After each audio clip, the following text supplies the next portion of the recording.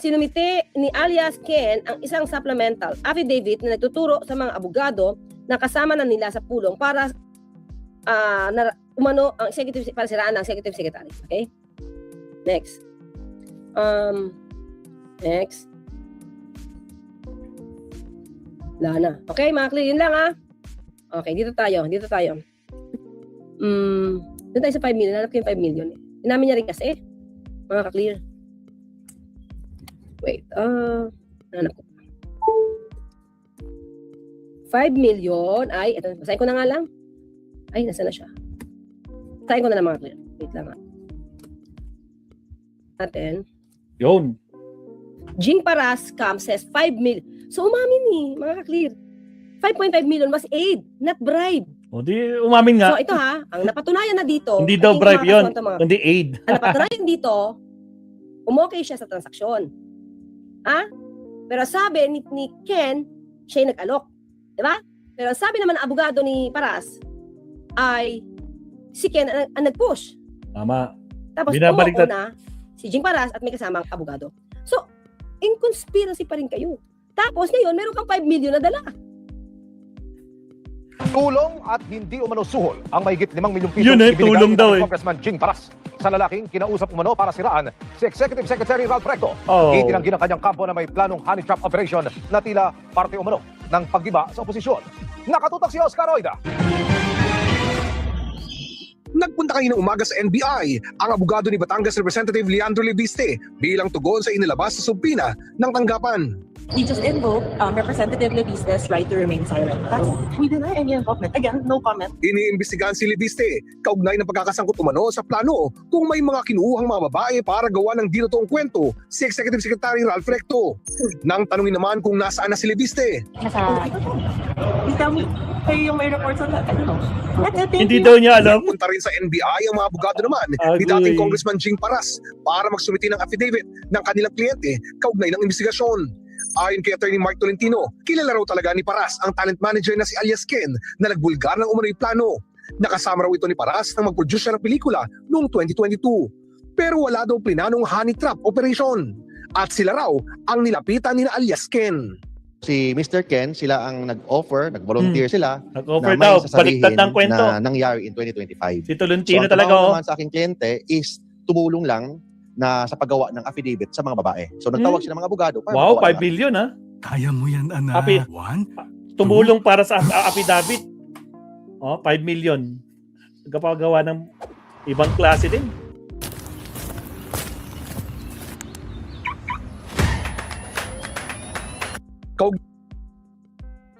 Attorney Claire, wala kang sounds. Actually, feeling ko, maganda rin yung polisiya ng NBI sa kanang DOJ. Yung case build-up, na hindi mo muna ibibigay yung statement para makita nyo pareho kung ano yung statement ng isa at saka ng isa. Hindi siya magre-rely sa statement ng complainant o ng isang party. Sabi ni NBI dito, di ba? NBI director sabi niya, dapat gumawa sila ng statement based on their own recollection. Since blinded sila kung ano yung sinabi ni Ken o sinabi ng mga babae, mapipilitan silang gumawa, di ba, ng kwento. Pero ang alam ko, kaya sinasabi nila si Ken ang nagpilit, di ba? Kasi nauna nila nadinig yun na-interview yun yung naka-blur. Ayan. So, pwede silang humugot doon ng kwento. Di ba? Huhugot sila doon ng kwento. Pero the details, hindi. Di ba? Kaya, most probably, itong CCTV na to, mga di nila to alam. Feel ko lang. Okay? Baka hindi nila alam ito kasi mukhang galing sa restaurant. Okay? So, itong CCTV na nakita natin kanina, it's either, isa lang to pwede ito. It's either yung restaurant, manager ng restaurant ang nagpakita or baka ni-request ni Ken. Kasi, kung si Ken ay kilala na sa showbiz at kilala niya yung may-ari ng restaurant, pwede siyang humingi ng kopya for his own protection. Di ba? Kasi nga, nababaliktad yung kwento, hindi natin alam kung sino nagbabaliktaran dyan, nagtuturo na siya yung nagplano, ay hindi kami, siya nagplano. Kaya ang nabinigay lang ng kliyente ko, sabi niya, ni Tony Mark, mga abogado, di, kasama ka pa rin sa plano. Tapos nakitaan pa, nagbigay pa ng 5 million. Okay, alam niyo yun? Nabuo yung kwento eh. Nagbigay. So, Ibang paano mo class. ibibigay yung 5 million na aid? Kaya nga. Bakit aid lang? Bistado. Aid, not bribe. Okay? The camp of former Congressman Jing Paras on Tuesday denied claims that the 5.5 million handed to the alleged land manager was help, not a bribe. Insisting it was financial assistance for expenses after testifying about the alleged plot against executive. Sa unang-una mga klira, hindi nila dininay, di ba? Na may 5 million, 5.5 million. Nandyan, 5.5. Ayan ang dininay lang nila na ito ay bribe. It was just financial help. Diba? So, bakit yung magbibigay ng 5.5 million as a help? Ang sarap naman yan, sana all. But anyway, in 24 hours report by Oscar Oida, Paras Camp claimed that an individual alias Ken approached them voluntarily to testify and only asked for drafting the affidavit. Diba? Mr. Ken, sila ang nag-offer, nag-volunteer sila na may sabihin na nangyari noong 2025. So, ang trabaho naman ng aking kliyente ay tumulong lang sa paggawa ng affidavit sa mga babae. So, nagtawag siya ng mga abogado para gumawa ng affidavit. So, anong dating nito? Pwedeng nagkwento si Ken? Diba? Teka lang ulitin natin. Saan yung video? Okay, wait lang. Paano niya sinabi, Martin? Ang nilapit So ang trabaho naman sa aking kliyente, si noong 2022. Pero wala daw plinanong honey trap operation. At sila raw ang nilapitan ni alias Ken. si Mr. Ken, sila ang nag-offer, nag-volunteer sila na may sasabihin na nangyari in 2025. So ang trabaho naman sa aking kliyente is So, palalabasin talaga may nangyaring kwento. Diba? Tapos may 5.5 million. Mukhang doon nag-swak, mga clear, na totoong merong plano kasi ang laki nung pera. So, di na mo kung may problema si Ken, kung may problema si Ken, na di umano may nangyari ng 2025, nagtumbong siya kay Jing Paras. Tapos, ang tulong lang ni Jing Paras ay gumawa ng kwento, ay rather, kumuha ng abogado para gumawa ng affidavit. Pero bakit may 5.5 million? Di ba, siya na ngayon tumutulong para magawa yung affidavit, bibigyan mo pa ng 5.5 million? Diba? Legaspi, shoutout. So, yun mga Victoria, shoutout. Medyo Arton Zala, shoutout. issue yan. Well, anyway, ngayon, tayo. Hindi pa po dyan ang tapos ng kwento. Meron pa. Okay, let's go. Naku, may katuloy pa. Corina, umalma nga ang kampo ni former Negros Oriental Congressman Jing Paras sa pagkalat ng CCTV footage ng isa sa mga umano'y meeting sa pagitan ng dating mababatas kasama ang naarestong Bugaw. Hindi raw kasi ito napakita sa kanila nang humarap sa mga investigador kahapon. Ang tanong ng kanilang kampo, bakit nauna pa raw ang media na mapanood yung video kaysa sa kanila? Trial by publicity kung ituring ng kampo ni former Congressman Jing Paras ang pagkalat ng CCTV footage.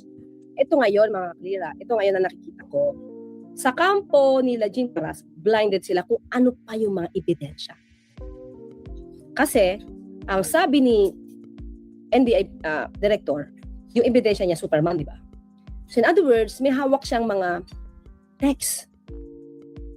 Exchange ng text. So most probably, kung di pa nabubura ito, sabi na nga, binubura na nga ito, di ba? Eh, kung alam to ni Chinga, siya nagpadala, so most probably, hindi niya kayang i-deny na nagkaroon sila ng usapan. Kaya yun yung kanilang naging depensa. Binaliktad niya lang si Ken. Diba?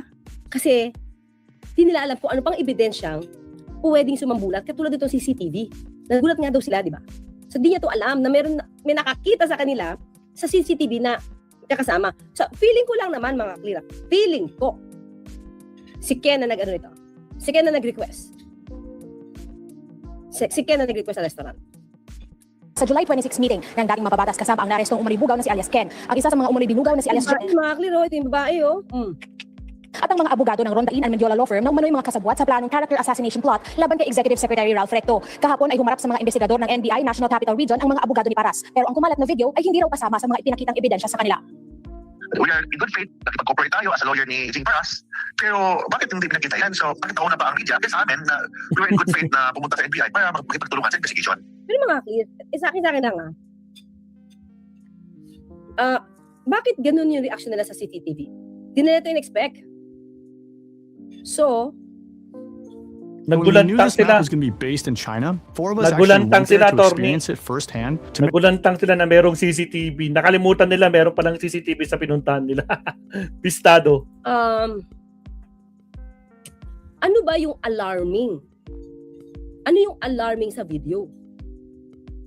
Diba? Ano yung alarming sa video? Actually, feeling ko mas alarming yung yung 5.5 million na binigay.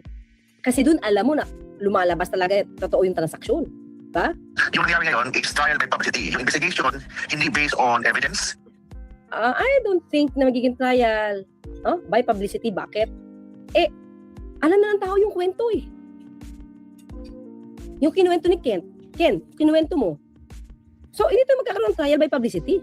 Kasi sinabi mo naman, hindi naman po niya dininay na nagkausap sila, di ba? Agree. Di naman niya dininay na nagdala siya ng abogado.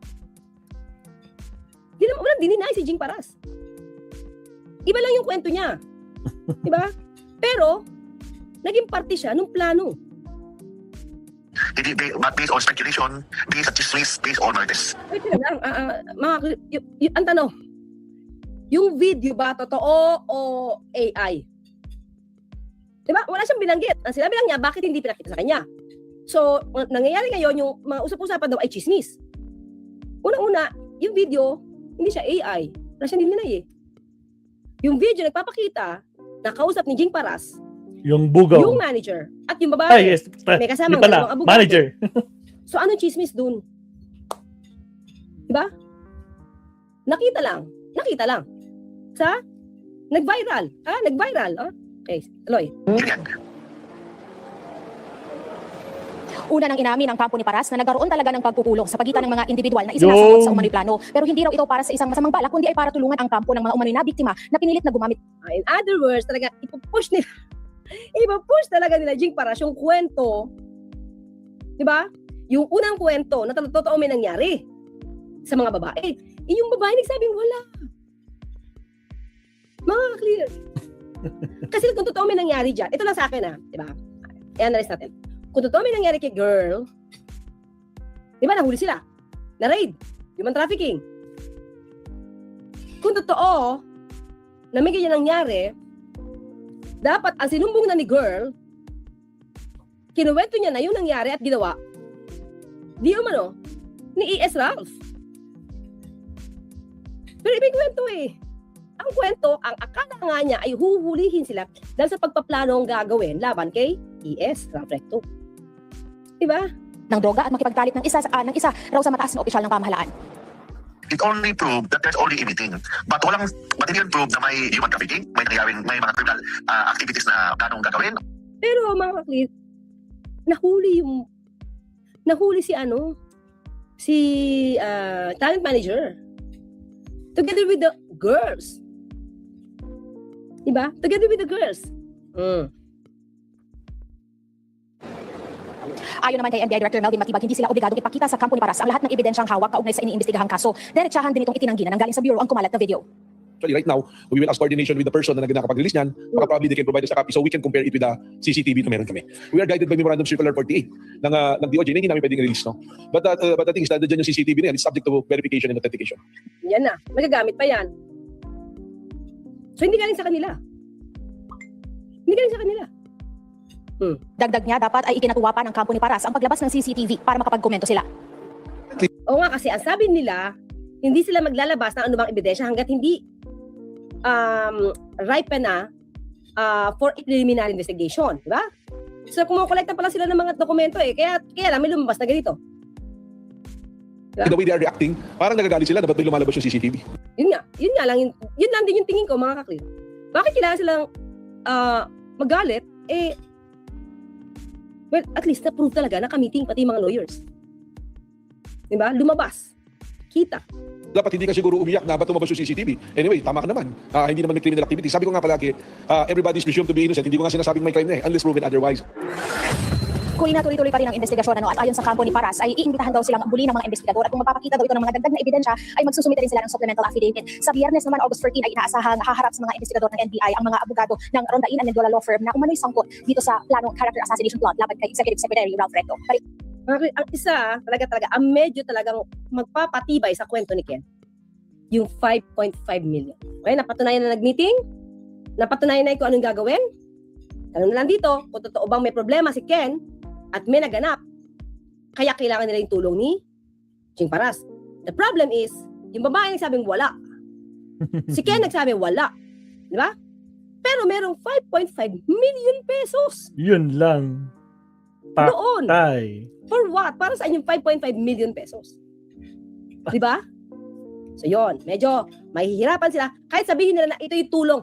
Tulong saan? Ang laki. Wow. Tulong saan? Sana all. Diba?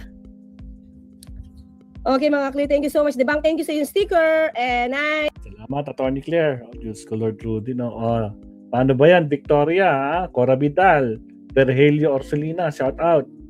Legaspi, paano ba yan? Rex TV, may 5.5 million. Di thank you. Diyos ko, Lord. Ako po, sana all talaga. Tragis. Oh. Okay, countdown tayo. Next, last topic tayo for this live. Here we go.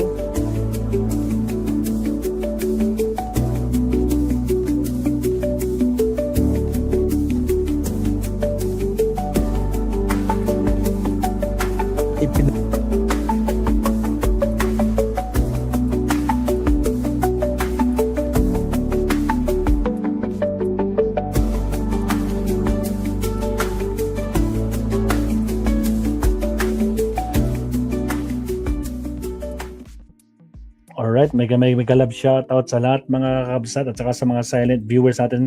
Shoutout sa 188 live viewers. Baka naman like and subscribe po tayo mabsat. Ito, pag-usapan naman natin, confidential fund naman. Ang daang-daang milyong confidential fund ni Sara Duterte, pang seguridad, dobleng gastos o para sa bulsa. Pero bago yan, pakinggan muna natin ito. Si Heidi Mendoza. Ipinresenta sa cross-examination ng defense team ni Vice President Sara Duterte basically to justify how millions in confidential funds had been spent. So pag sinuma, para lumalabas, hindi, ginamit namin ito para i-secure yung Vice President doon sa mga events na pinupuntahan niya.